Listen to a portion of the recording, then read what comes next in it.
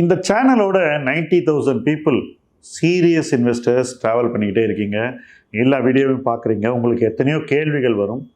இந்த கேள்விகளை கேட்கணும்னு தோணும். ஆனால் அதெல்லாம் கமெண்ட்டில் போய் கேட்க கூச்சமாக இருக்கலாம். பர்சனல் கொஸ்டின்ஸாக இருக்கலாம். இந்த எல்லா கேள்விகளையும் நீங்கள் எங்கிட்ட கேட்கணுன்னாக்கா ஆஸ்க் மைல்ஸ்டோன்ஸ் டு வெல்த் எனிதிங்ன்ற என்னுடைய ஒரு ஹெல்ப்லைன் இருக்குது. AMA அப்படின்னு நம்ம சொல்கிறோம். அந்த ஹெல்ப்லைனில் நீங்கள் இந்த கீழே இருக்கிற ஃபார்மை ஃபில்அப் பண்ணி ரெஜிஸ்டர் பண்ணிவிட்டு நேரடியாக எங்கிட்ட நீங்கள் பேசலாம், கேள்விகளை கேட்கலாம். எனக்கு தெரிந்தவரை முடிந்தவரை உங்களுக்கு பதில்களை சொல்கிறேன். ஸோ அந்த களத்திலே நம்ம தொடர்ந்து பயணிப்போம். ஃப்ரெண்ட்ஸ், முதலீட்டு களமில் இந்த வீடியோவில் நம்ம எனக்கு பிடித்த வாரன் பஃபெட் சீரீஸில் 3வது பார்ட்டை பார்க்க போகிறோம். என்ன கற்றுக்கலாம், எப்படி கற்றுக்கலாம். வாரன் பஃபெட் என்ற பெயரை நம்ம நிறைய யூஸ் பண்ணுறோம். அவருடைய கோட்ஸை எக்கச்சக்கமாக நம்ம சர்க்குலேட் பண்ணுறோம். அவர் எவ்வளோ பெரிய செல்வந்தர் அப்படிங்கிறத மலைப்பாக பார்க்குறோம்.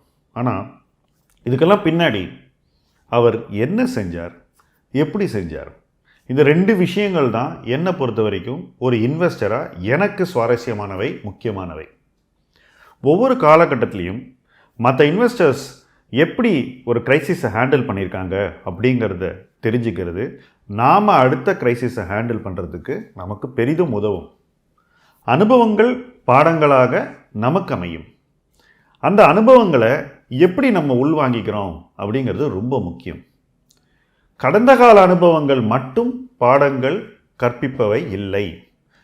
பல முதலீட்டாளர்கள் நிகழ்கால அனுபவங்களையே நம்மோடு பகிர்ந்திருக்கிறார்கள். அதில் பஃபெட் ரொம்ப முக்கியமானவர். 2008-09 குளோபல் ஃபைனான்ஷியல் கிரைசிஸ் போது அவர் தன் அனுபவங்களையும் எண்ண ஊட்டத்தையும் எப்படி பகிர்ந்து கொண்டார், அதிலிருந்து நாம் எப்படி கற்றுக்கிட்டோம் அப்படிங்கிறத பற்றி தான் நான் இன்றைக்கி பேச போகிறேன். இந்த அனுபவங்கள் கிட்டத்தட்ட ஒரு 13-14 வருஷத்துக்கு முன்னாடி நடந்தால் கூட இன்றைக்கும் அது ரெலவெண்ட். இந்த காலகட்டத்துக்கும் அது பொருந்தும், எக்காலத்துக்கும் பொருந்தும் அப்படிங்கிறது தான் இதில் ரொம்ப இம்பார்ட்டண்ட்டாக நீங்கள் கவனிக்க வேண்டியது. ஒரு கிரைசிஸ் வந்தால் அதில் வாய்ப்பை தேடுறது, ஒவ்வொரு கிரைசிஸ்லையும் வாய்ப்பை தேடுறது, இதுதான் பஃபெட். மற்றவங்கெல்லாம் ஐயோ கிரைசிஸ் அப்படின்னு டெய்லி கதறும்போது நிதானமாக கூலாக ஒரு ஸ்வாகோட இவர் மார்க்கெட்டில் பார்ட்டிசிபேட் பண்ணியிருக்காரு. 2008-09 சமீப காலங்களில் அவர் செஞ்ச ஒரு மிகப்பெரிய சம்பவம்னு நான் சொல்லுவேன். என்ன ரீசன்னா, குளோபல் ஃபைனான்ஷியல் கிரைசிஸ் லேமன் பிரதர்ஸினுடைய கொலாப்ஸ்லேருந்து ஆரம்பிக்குது. அந்த தேதி செப்டம்பர் மாதம் 15. $600 பில்லியன் உள்ள லேமன் பிரதர்ஸ் திவால் ஆகுது. அன்னைக்கு திவாலான பிற்பாடு குளோபல் மார்க்கெட்ஸ் கவிழ்ந்து பெரிதும் அச்சத்தில் மூழ்குகிறது. டவ் ஜோன்ஸ் எங்கே போகும் அப்படின்ற பயம் மார்க்கெட்டை கவ்வுது. அதுக்கப்புறம் நடந்த நிகழ்வுகள் யூஎஸில் வேலையின்மையை 10% கொண்டு போகுது. அதாவது 10 அமெரிக்கனில் ஒருத்தருக்கு வேலை இல்லை. அந்த அளவுக்கு வேலையின்மை அமெரிக்காவில் அந்த கிரைசிஸ்னால அதிகரிக்குது. இந்த மாதிரி ஒரு கிரைசிஸில் பஃபெட் என்ன பண்ணார் அப்படிங்கிறத இன்றைக்கி நம்ம பேச போகிறோம். ஏன்னா அவர் அதை செஞ்சது மாத்திரம் முக்கியம் இல்லை, அதை செய்யும்போது ரியல் டைமில் நம்மோட ஷேர் பண்ணிக்கிட்டாரு அப்படிங்கிறது தான் முக்கியம். இதை எத்தனை பேர் ஃபாலோ பண்ணாங்க? ரொம்ப குறைஞ்சவங்க தான். இதுதான் ஸ்டாக் மார்க்கெட், இதுதான் அதனுடைய அமைப்பு. எல்லாம் தெரிஞ்சும் பீப்புள் ஆக்ட் பண்ணுறதில்ல. அதைத்தான் நான் இன்றைக்கி உங்களுக்கு கிளியராக காலத்தின் நிகழ்வுகளை கொண்டு எக்ஸ்பிளைன் பண்ண போகிறேன். செப்டம்பர் 15 லேமன் கொலாப்ஸ் நடந்ததுன்னு சொன்னேன். செப்டம்பர் 29 ஒரே நாளில் யூஎஸ் மார்க்கெட் $1.2 ட்ரில்லியன் இழக்குது. டவ் ஜோன்ஸ் 7% சரியுது. வித்துட்டு ஓடிடணும் அப்படின்றது தான் மார்க்கெட் மூடாக இருக்குது. செல் அண்ட் கோ அவே, அதுதான் எல்லாரும் நினைக்கிறாங்க. மார்க்கெட்டில் ஒரு சாலை போல ஒரு அமைப்பு இருக்குன்னு வச்சுக்குவோம். ஒரு பக்கம் மார்க்கெட்டை விட்டு எல்லாம் வெளியே போயிட்டுருக்காங்க, இன்னொரு பக்கம் மார்க்கெட்டுக்கு உள்ளே எல்லாரும் வராங்க. இந்த வெளியே போகிற சாலையின் பக்கத்தில் பெரிய ஒரு நெரிசல், உள்ளே வரதில் ஒரே ஒரு ஆள் தான் நிற்கிறான், அதுதான் பஃபெட். கிட்டத்தட்ட சினிமாவில் வர மாதிரி தான் அந்த நிகழ்வே நடந்தது. அவர் பணத்தை வச்சுக்கிட்டு என்ன பண்ணலான்னு கூலாக யோசிச்சுக்கிட்டு இருக்கார். இப்படி ஒரு நிகழ்வு செப்டம்பர் 29 நடக்குது. சரி, அவர் ஏதோ தனக்கு வேண்டியதை பண்ணிக்கிறாரு, அதனால் எனக்கு என்ன அப்படின்னு பல பேர் நினைச்சாங்க. ஆனால் அக்டோபர் மாதம் வெறும் 15-16 நாள் கழிச்சு அக்டோபர் 16 அன்னைக்கு நியூயார்க் டைம்ஸில் ஒரு ஆப்பெட் பீஸ் அவர் எழுதுறாரு. அந்த பீஸில் தன்னுடைய எண்ணங்களை தெளிவாக சொல்கிறார். தான் செஞ்ச விஷயங்களும் மார்க்கெட்டில் வெளியே கசிய விடுறாரு. இதன் மூலமாக தன்னுடைய கன்விக்ஷனை வெளிப்படையாக உலகத்தோட அவர் அந்த காலகட்டத்தில் ரியல் டைமில் பகிர்ந்துக்கிட்டார். வெகு தூரத்தில் இருக்கக்கூடிய எங்களை போன்ற முதலீட்டாளர்களுக்கே அவருடைய எண்ணங்கள் தெளிவாக தெரிந்தன. பட் இந்த சப்ஜெக்டை ரொம்ப நாளாக நாங்கள் ஸ்டடி பண்ணுறதுனால அவர் இப்படி தான் ஆக்ட் பண்ணுவாருங்கிறதுல எங்களுக்கு எந்த சந்தேகமும் கிடையாது. நாங்கள் என்ன செய்யணுங்கிறதுலையும் எங்களுக்கு சந்தேகம் கிடையாது. ஆனால் அவர் செஞ்சதை நமக்கு வெளிப்படையாக நமக்கு தெரியும் போது நம்முடைய கான்ஃபிடென்ஸும் சரி, நம்ம ஏதோ ஒன்று சரியாக செஞ்சுக்கிட்டு இருக்கோம் அப்படின்னு உயருது. அதுதான் 2009 நடந்தது. அதுக்கப்புறம் அந்த காலகட்டங்களில் ஸ்லோவாக நம்மளுடைய கான்ஃபிடென்ஸை பில்ட் பண்ணிவிட்டு நாங்களாம் இன்னும் நிறையா பார்ட்டிசிபேட் பண்ண ஆரம்பித்தோம். ஸோ அந்த நிகழ்காலத்தில் அவர் சொன்ன விஷயங்கள் ஒரு முதலீட்டாளனாக எத்தனையோ பேருக்கு யூஸ்ஃபுல்லாக இருந்தது. அதில் நானும் ஒருத்தன். அவர் சொன்ன விஷயங்களை பற்றி இப்போ பேசுவோம். இந்த October 16 New York time op-ed piece Warren பஃபெட்டினுடைய மிக முக்கியமான கம்யூனிகேஷன் அப்படின்னு நான் சொல்லுவேன். அந்த பீஸில் அவர் என்ன சொல்கிறாருனாக்கா, long term value of innovative American business will continue to grow அப்படின்னாரு. இந்த ஸ்டேட்மெண்ட்டில் ஒவ்வொரு வார்த்தையிலையும் ஆழம் இருக்கிறது. Long term value of all American business will continue to க்ரோன்னு அவர் சொல்லலை. Innovative American business will continue to grow அப்படின்னு சொன்னார். இது 2008. அதுக்கப்புறம் நடந்த நிகழ்வுகள் பாருங்கள். எத்தனை இன்னோவேட்டிவ் அமெரிக்கன் பிஸ்னஸஸ் எப்படியெல்லாம் வளர்ந்தன அப்படிங்கிறது இதை பஃபெட் அன்றைக்கே ப்ரெடிக்ட் பண்ணியிருக்காரு.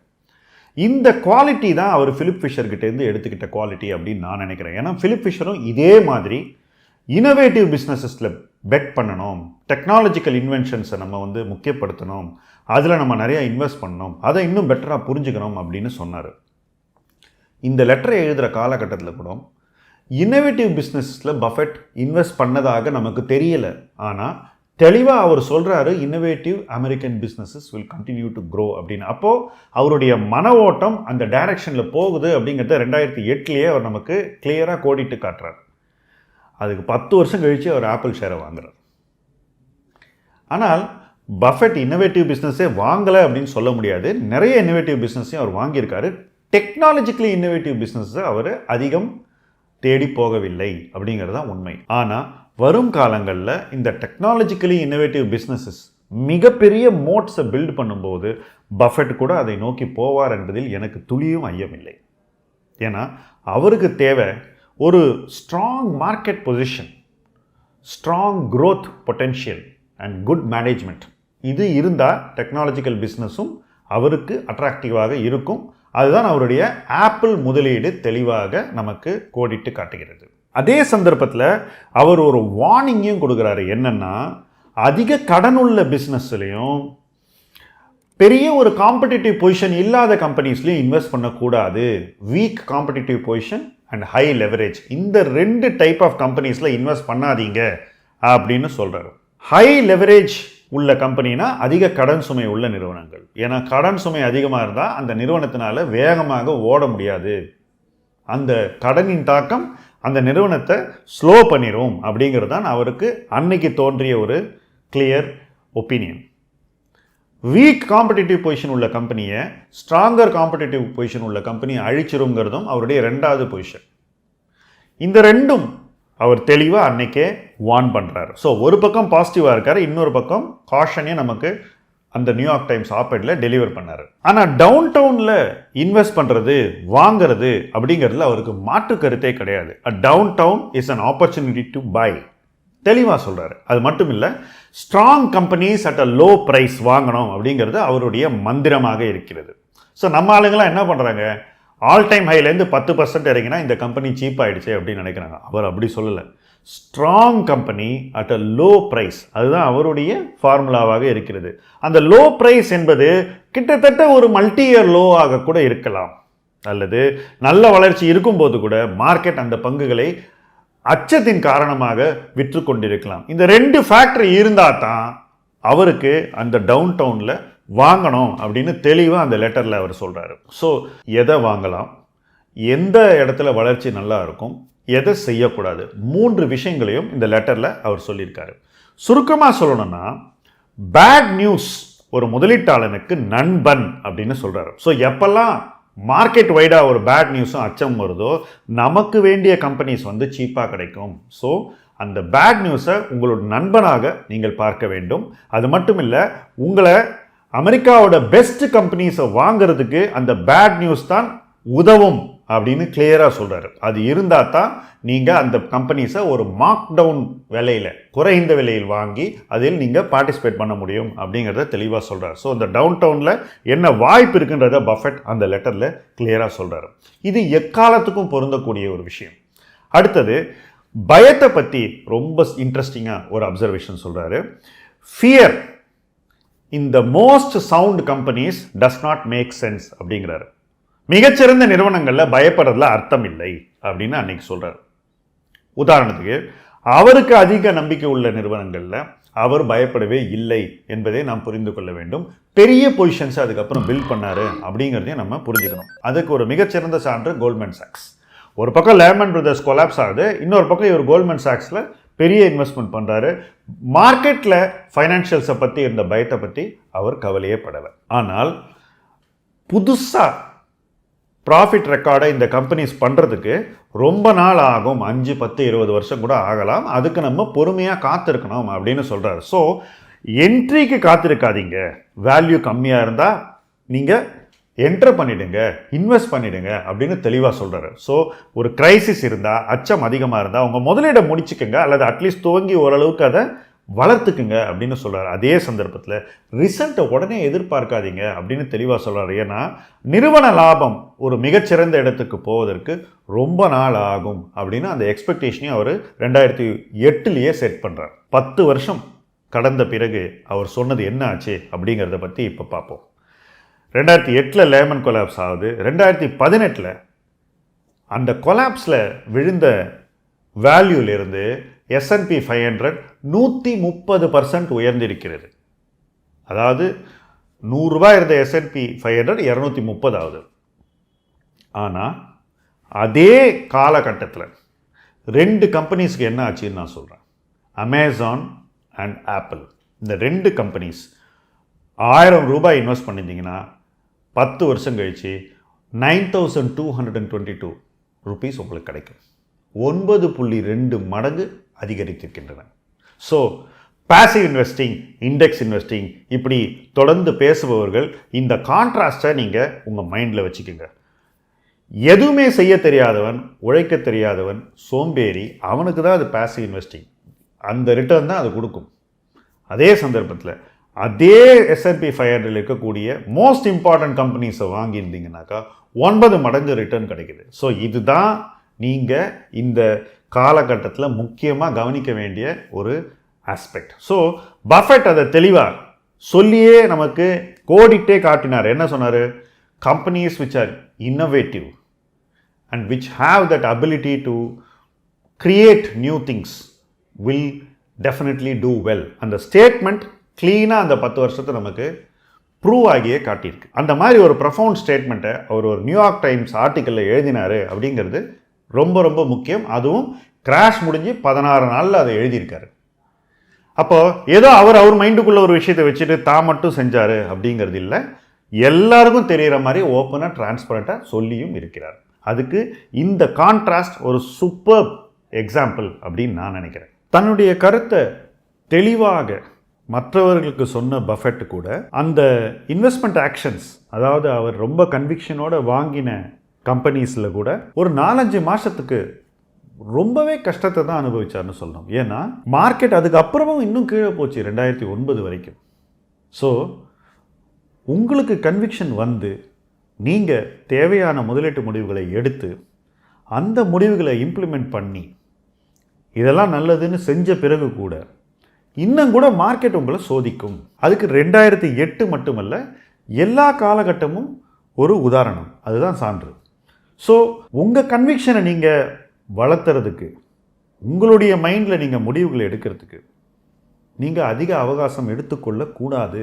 உரிய நேரத்தில் நீங்கள் உரிய அளவு முதலீட்டு நம்பிக்கையை உங்களுக்குள் வளர்த்து கொள்ள வேண்டும்.